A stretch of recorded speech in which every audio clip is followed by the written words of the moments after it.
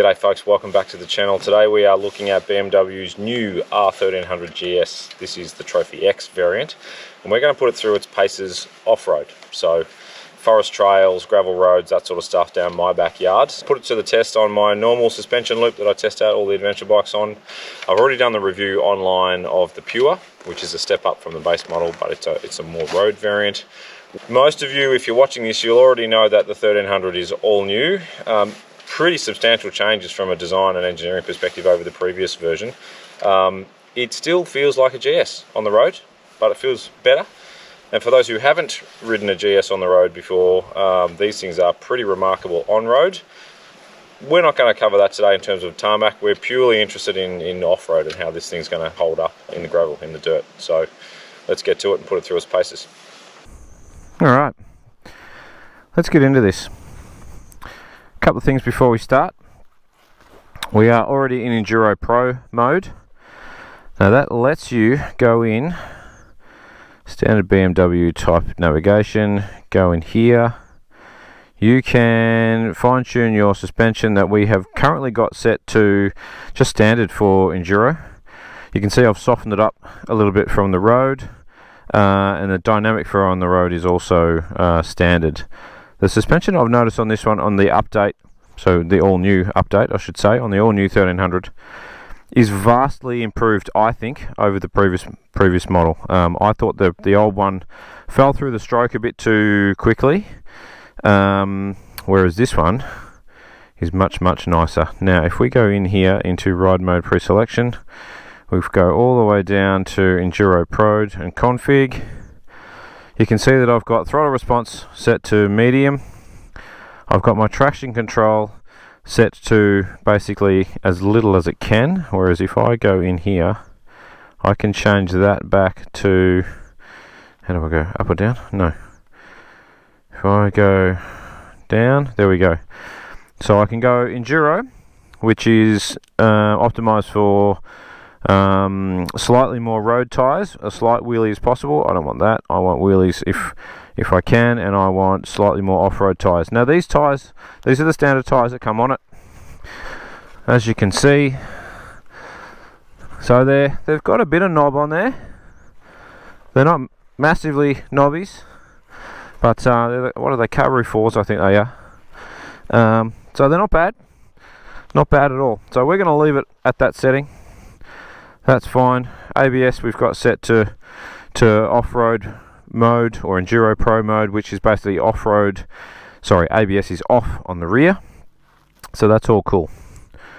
Happy with that. We'll leave it at that setting. And we'll bounce all the way back out of there. I'll talk about this hamburger button here too. So this hamburger button allows you to control what you are controlling with this toggle switch here, the multi-rocker switch. So you can control your traction control, your damping, or heated grips and heated seats. If I go down into here, and which I do have the traction control selected at the moment, and then I bounce back out. So if I toggle this, it tells me that traction control at the moment is on, but I can press the other way. Come on, why is that? Oh, maybe that's because it's not started. Come on, Wayne, get with it. Might need neutral too. There we go. So we go back in here again, and now it's off. So I have traction control fully off in here, but you'll notice that I only have the two things to choose from. So it's either on in the setting that I've got preset in the menu that we dived into earlier, or it's off completely. The same thing is with the damping. So if I go in here to the damping and I choose that to be my toggle, bounce back out. So I can go in here and I can have Enduro, or come on, go the other way. Why is that not letting me do a thing? Oh, that's weird. It's just only allowing me Enduro for some reason. Anyway, weird. So basically what I'm getting at is that toggle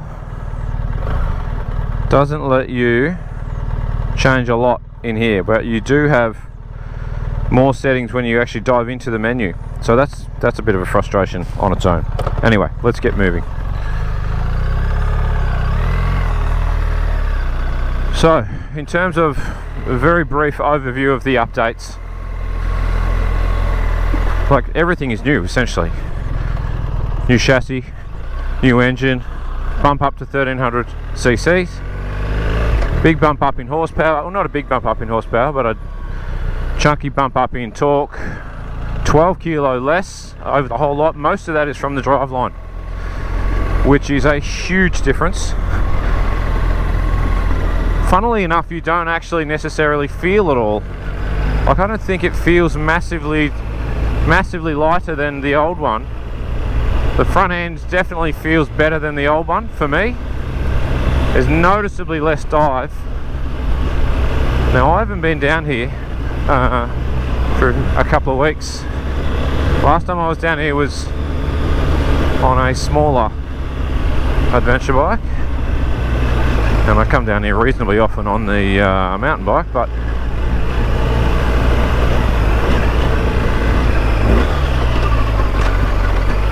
there will be dirt bikes out today. So that engine is a monster in terms of torque, an absolute monster. 149 Newton meters of torque.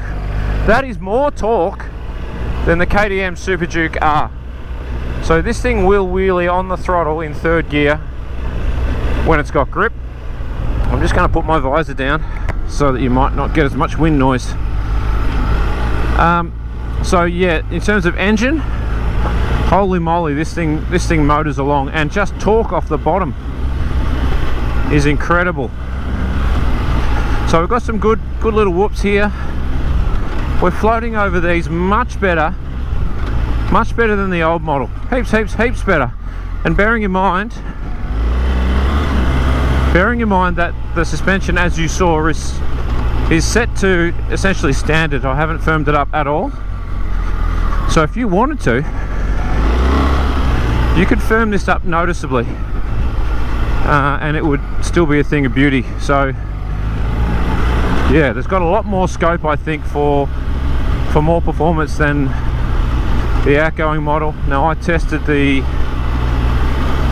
old 1250 Rally X through here. Now, granted, when I tested it, those whoops were a lot worse. This has been graded 6 months back, so you know, take that into account. But it's gobbling this up, not a problem at all. Fueling is good, the throttle feels nice. I will call out that it's got a fair bit of deceleration, so you back off and it does, yeah, she fairly rolls off the gas, especially as the revs get higher. And I will talk about that gearbox and that quick shifter. I'll try and keep it a bit clean.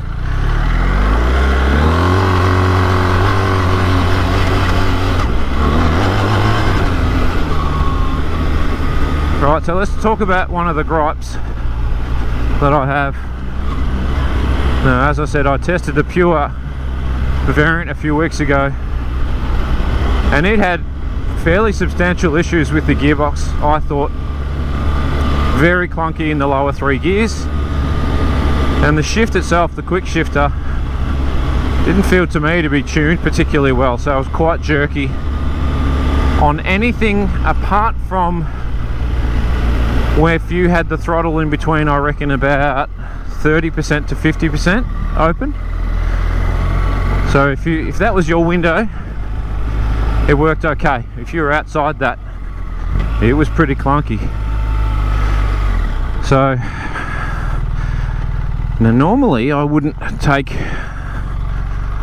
I'm going to put this really through its paces. Normally I wouldn't go up here on a big bike like this, but let's see how the big girl handles this. It's quite choppy here. This is going to put both me and it through a fair test, because this was fairly sandy when I came through here the other week. It's soaking up that stuff pretty well. It's not the bumps I'm worried about, it's this deep sand. It might not look deep, but deep enough for me. And when we get it around the corner, it's going to be challenging. It does feel like it sort of wants to fold that front a little bit in that sand, but we'll see how we go. Now I'm not sure if you can hear the gear changes, first to second, second to third, or if you can hear that clunk. But yeah, it's not the slickest gear shift in the world.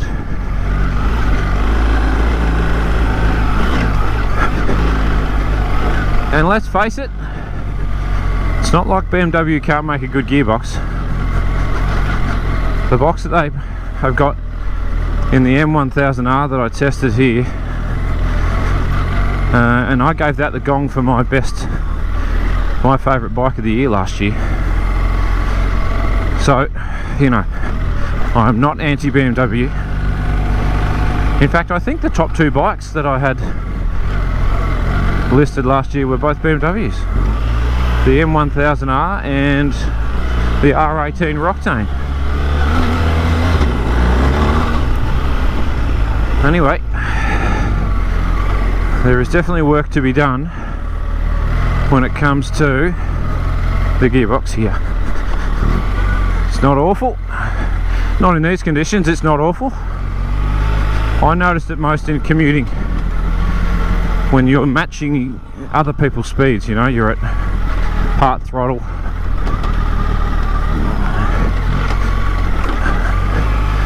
Right, now this is going to test me. Quite deep sand here.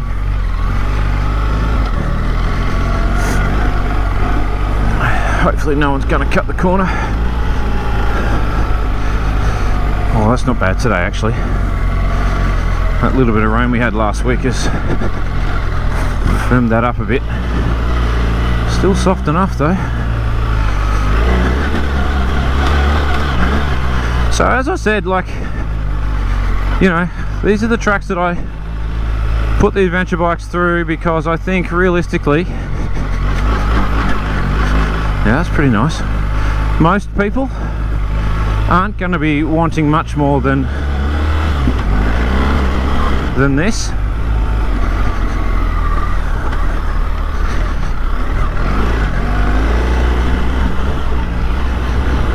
Soaking those up pretty well. And no, I have not been up here on this.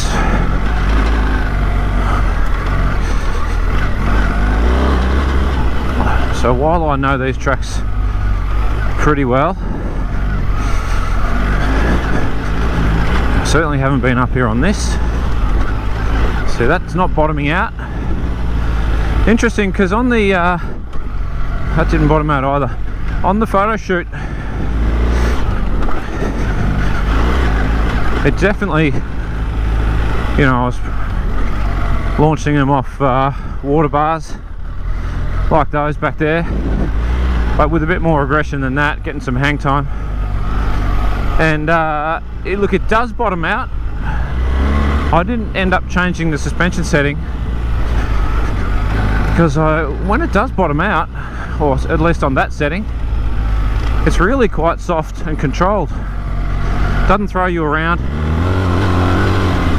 It's not, you know, doesn't get untidy. Oh, a bit of a hole there, so that bottomed out. But as I said, doesn't get untidy.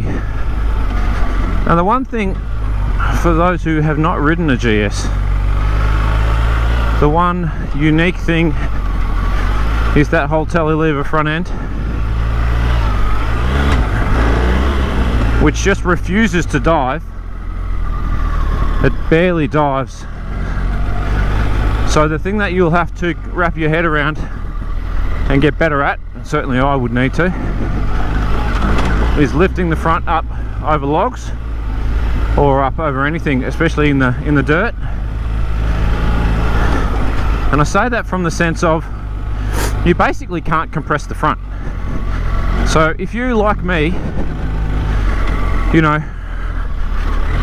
use a kind of a bounce method to pop the front up, you really load up the front and then you get on the gas or use your clutch or whatever, and you use that sort of rebound Do I go down here or not? This is going to be sketch. Let's go. Let's do it. Let's just go pretty steady. So ABS is on the front, not on the rear. That right line looks okay. The other thing that you have to be aware of with this big girl is just how far those cylinder heads are hanging out. So I'm quite conscious dropping into those ruts. Now those ruts weren't as deep as what I thought they might have been.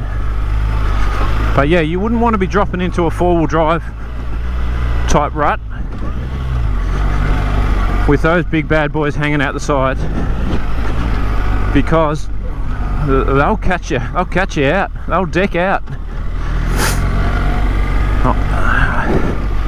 On the photo shoot the other day, we were in amongst some pine trees and I ended up having pine needles in the foot pegs. So I must have been pretty close to touching down, just going between trees and stumps and that sort of stuff. Now here's another bit can get. Oh no, it's not too bad at the moment.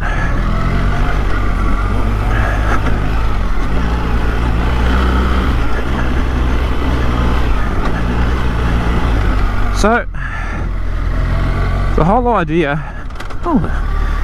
idea with this ride today is not for me to go into send mode. I think right. I'm just going to be riding. Okay, that's novel. Riding at a pace where I think most adventure bike riders will probably get to. So I am not Paul Tares, I am not Chris Birch, I'm not a freak. I go alright. You know, I like to think I'm not a complete moron on a motorbike. But I also want to make sure that the reviews that I do are realistic.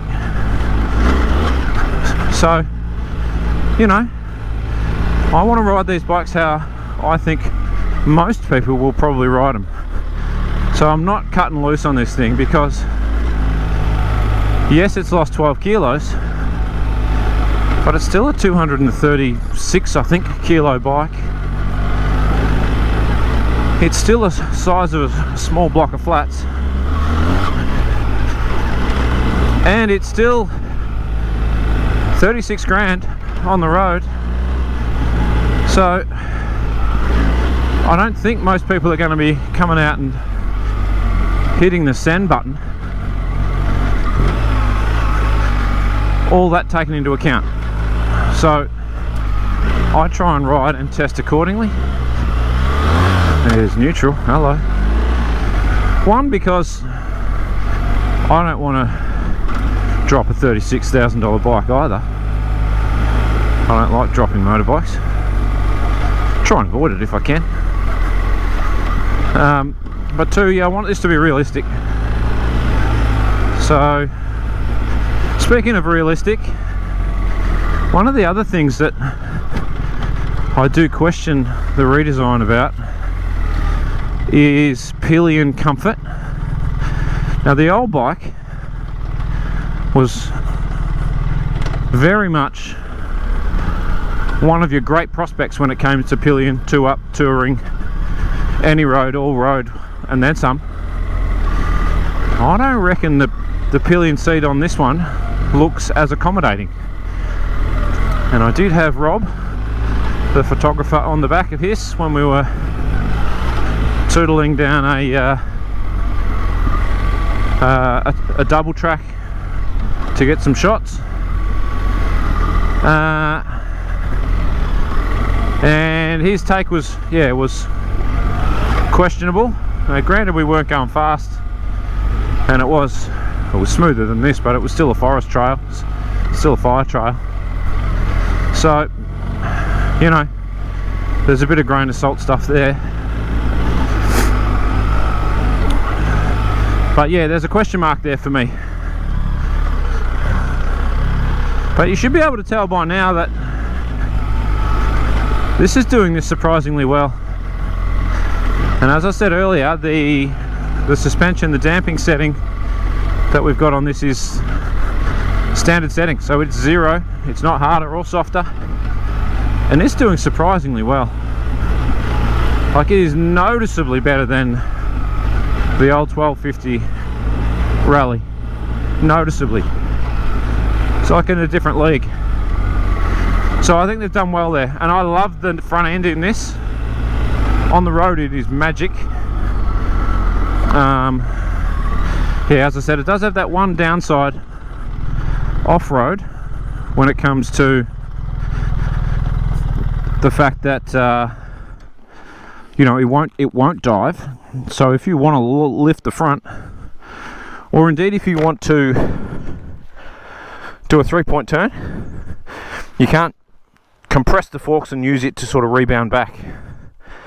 But yeah, that's surprisingly good through there. In terms of dimensions, it is a little bit smaller than the old bike, which is no bad thing. I think it's a good thing for sure. But there's no denying that these suckers, they're still there. They're not going away. And as I said, if you're squeezing in between stumps or rocks, or dropping into a rut from other bikes or from four-wheel drives or whatever, you sort of need to be conscious of that. You can't just go barreling through stuff on these bikes, because that's not going to end well. So, suspension. Yeah, I think they've done a really good job suspension wise, both on the front and the rear, but I think especially on the front. I love that. Engine wise, it's still bloody loud at idle. It sounds a little bit like an old farm ute, maybe an old Rodeo or a Hilux that's got a few 100,000 Ks on it and rattles away a bit at idle. But once you get the revs up, 3,000-4,000 revs, it comes into its own, smooths out, has a not a bad note to it, especially with that Acro twin muffler setup. So I'm getting used to that note actually. It's starting to grow on me, and I've never been a fan of the Boxer exhaust note, so make of that what you will. Comfort wise, it's pretty good. I love the styling, by the way. Love the styling. I think they've done a massive job there. This looks so much better than the old model. It is so much more streamlined, so much cleaner. It looks smaller, obviously is smaller, but it's still unmistakably GS. So I really, congratulations to the stylists. I think you've done a super job. A few things though.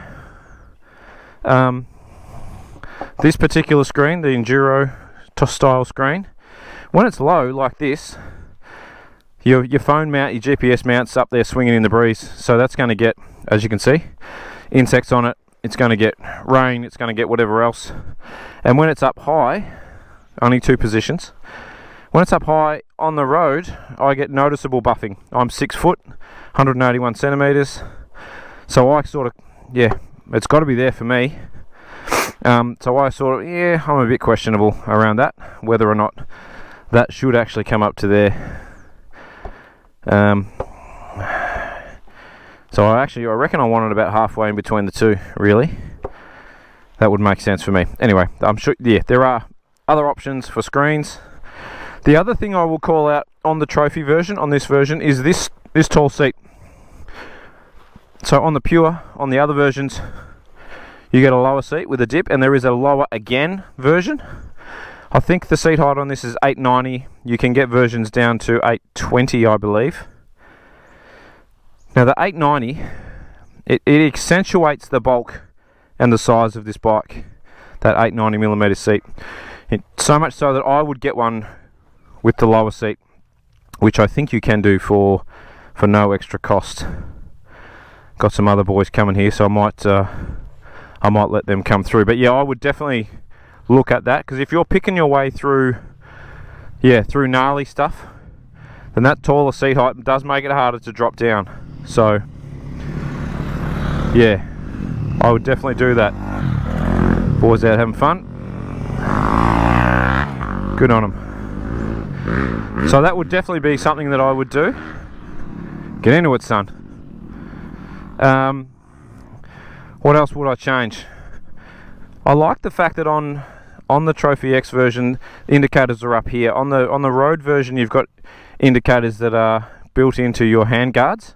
So they've obviously been smart enough, BMW, to go, hey, the people that buy this bike are probably going to want to put something a bit more substantial than that, even though that's a lot more solid than a lot of others are. There's your weak point here. So you're still going to, if you want to do off-road stuff, more of this, you're going to throw them in the bin and put some bark busters on. But I like the fact that the indicators aren't in here on this version, whereas they are in the more road variants. I'll tell you what though, other than that, there's not a lot I would necessarily change, I don't think. I'd go the low C height. I'd throw some bark busters on there. It comes with your engine protection, both your bars here and your sump guard, if you like, underneath. And there's plenty of ground clearance there, as you can see. So no need for anything else there. Comes with driving lights. The light, they work okay. There's no issue there. Been riding it at night too. Just be aware this seat does look like it appears that it gets dirty. I like the fact that it comes all the way up here, but yeah, I reckon that'd get dirty. You'd have to spend some time cleaning it properly, but I think that's a good looking thing. I like what they've done here. As I said, the only thing that really annoys me about this bike, well, no, there's two things. The gearbox needs work. It's not so bad in these conditions, but in traffic, or if you're really up it, if you're doing almost like a flat shift at higher revs, sometimes it just doesn't even want to shift. I wonder if this bloke can get around me. I might have to move here. And then other times, which way are you going? That way? No worries.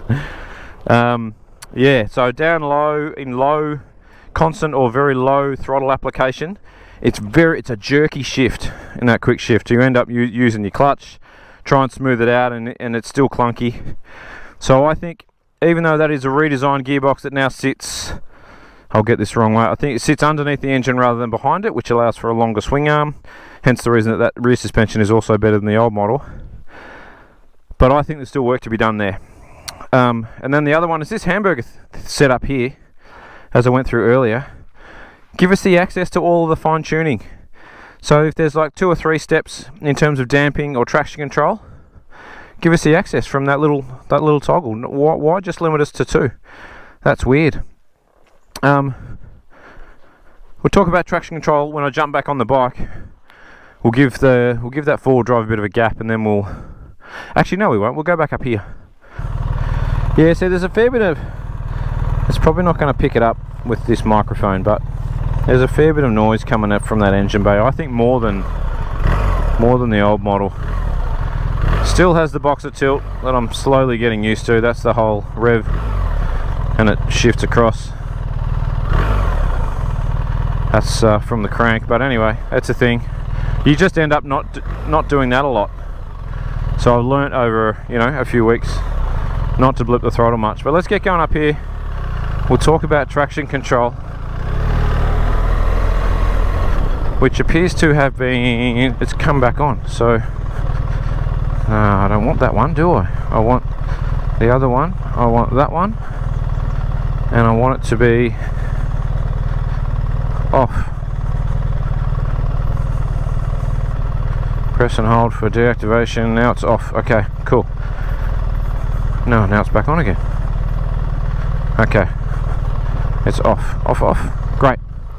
So yeah, that takes a bit of doing when you're not used to it. Let me put this visor down again so you don't get as much wind noise. Okay, so traction control. It's okay. I still find I would like a little bit more fine tuning in there. I would like a step between the lowest setting of traction control as the bike comes with and off, because I find there is a lot of mechanical grip in this chassis, a whole lot. This is a very, very impressive chassis. So what I find is you got to do a bit of a skid,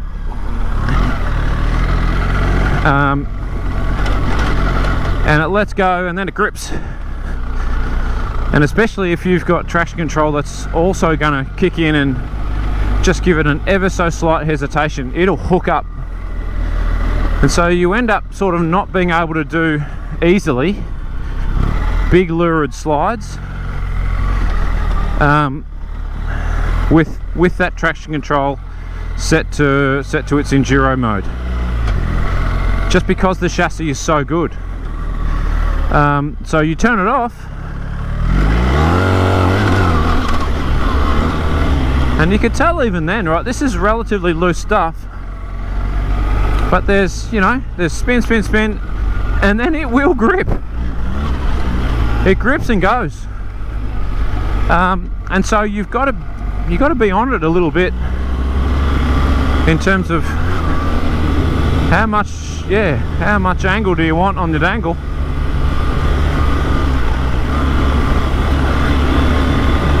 But this is,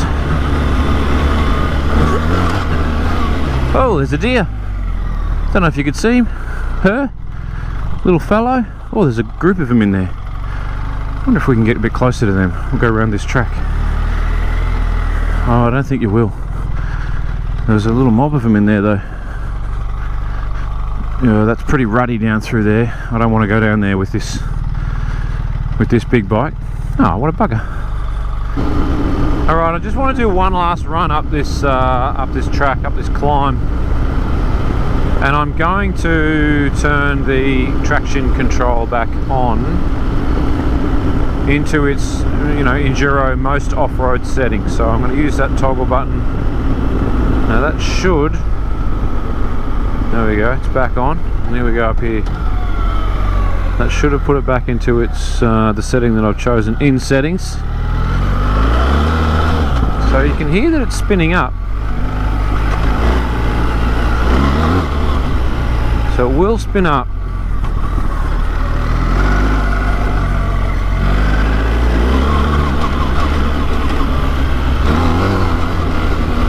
To a certain amount. And for this sort of stuff, there we go. So there, it's not letting you spin it up a heck of a lot in third. Wonder if it's gear specific.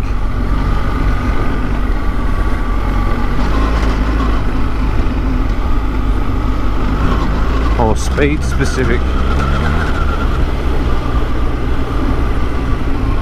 This gets a bit choppy and wet. We'll try and avoid the water as much as we can, keep their bike clean for them.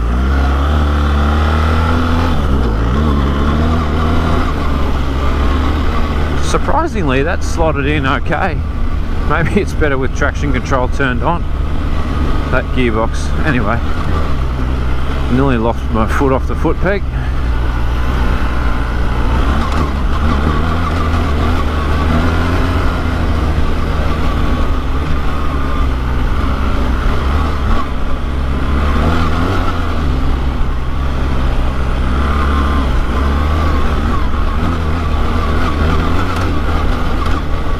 And it takes those whoops really well. Feel the rear dancing around, but I reckon that, so the gearbox redesign has allowed for a longer swing arm. I don't notice it so much in the rear. I reckon it's what's having the effect on the front. I reckon the front is better because the swing arm is longer. You can hear it spinning up.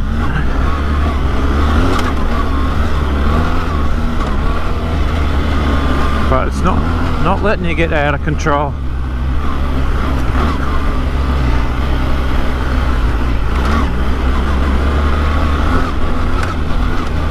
It's Handling those pretty well. Doesn't get head shaky either. That front is pretty stable.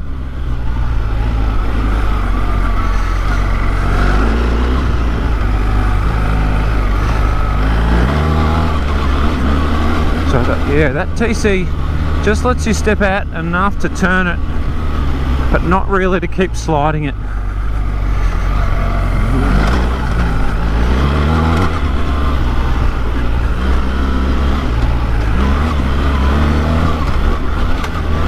Tell you what, it gets along pretty well for a big bike. It's like a cruise missile. And that one thing the high seat does have going for it, gives you a really good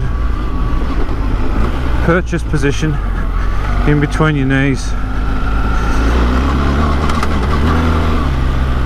Yeah. That's surprisingly good for a big thing. The more I ride it, the more I like it.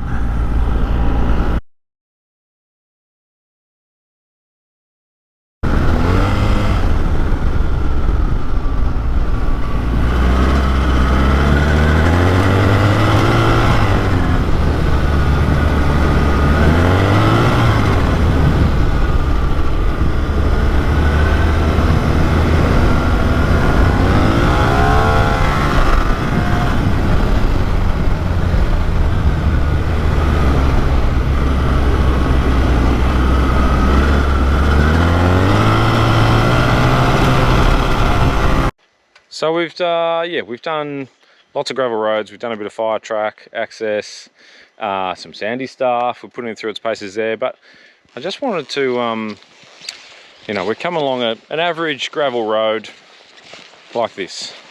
You know, normal sort of stuff that you'd see out and about when you're doing your adventure stuff. That's the other way it goes. And then you come across a track like this, offshoot track. Now this is down the back of Anglesey. And I probably wouldn't normally take a bigger adventure bike up a track like this, but we're going to give it a go. We'll give it a go and see, see how the Trophy X likes it. You can see the more I ride this bike, the more I'm starting to gel with it. That suspension in particular, the harder you get up it, yeah, the better it is. I think when I first got on it, I was probably still a little bit intimidated, to be honest, in terms of the weight and the dimensions, but the longer I spend on it, the more comfortable I'm getting with this bike. So that says something too. It's still got masses of power and torque. I keep coming back to do you need 150 Newton meters of torque on a bike like this? And I don't know. Anyway, we're going to try this one. This should be fun.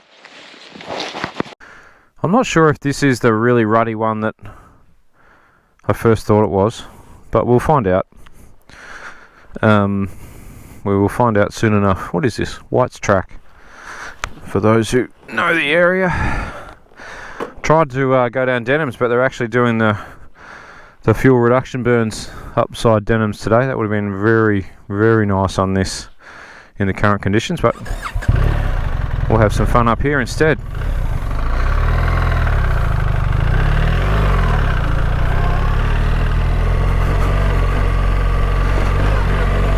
So as I said, I haven't felt the need to adjust the suspension. Not in Enduro Pro mode or off-road at all. I think it's out of the box. She's pretty bloody good.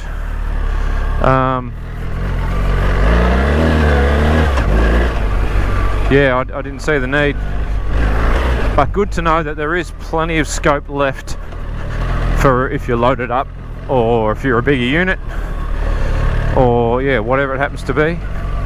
You've got plenty of scope there in both directions, actually, I should say, to firm it up as well as soften it up. I don't think I'd want to drop into those. I'm very close to the edge there. I'll drop into that one okay, but yeah, quite conscious how close I was to the edge of the track. So that's kind of what I was getting at earlier when I was saying, gee, you are still conscious of how far those cylinder heads are sticking out in that sort of, in exactly that scenario that we just did then. So, you know, you're going around a rut, or you're going between a log and a rock, or something that, you know, on a normal bike you wouldn't really give too much thought about. You sort of know where your feet are, and you know if you're going to miss it or not. But you've got to, yeah, you've got to have a bit more care and a bit more thought when you've got these big cylinder heads poking out. Anyway, it is very nicely balanced at slow speed, as GS's have always been, as they have got a terrific reputation for. What's going on here? We might go this way. I think that looks a little sloppy right there.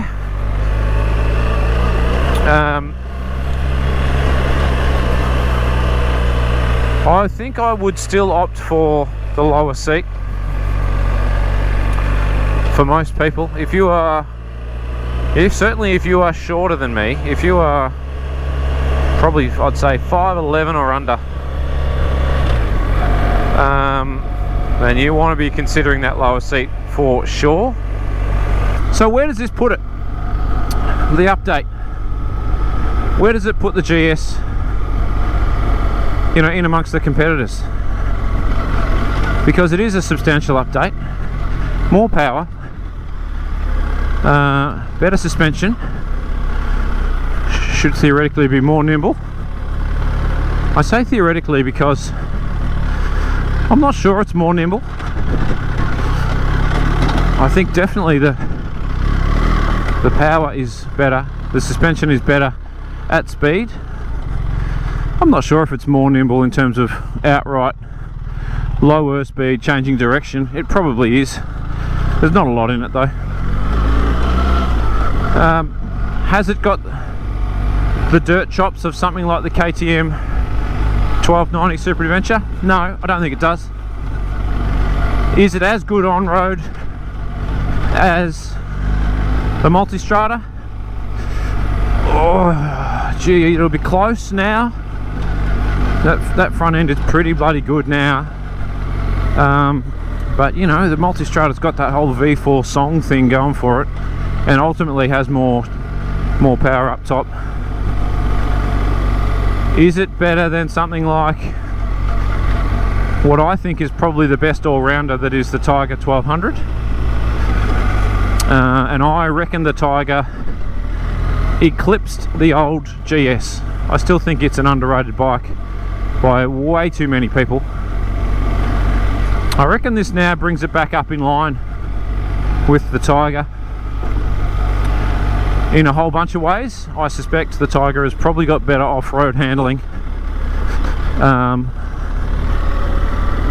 that, you know, a more conventional front end is sometimes a bit easier off-road, but there's probably not much in it everywhere else. But as an all-round proposition, as you've sort of seen through there, man, it's a good option. A very good option. I think BMW have done pretty well, and if they can smooth out that gearbox and fix up some of these electrical things that are just a bit of an afterthought. Like, I like what they've done with the Hamburger, I like the idea, but it just hasn't been executed as well as it could have.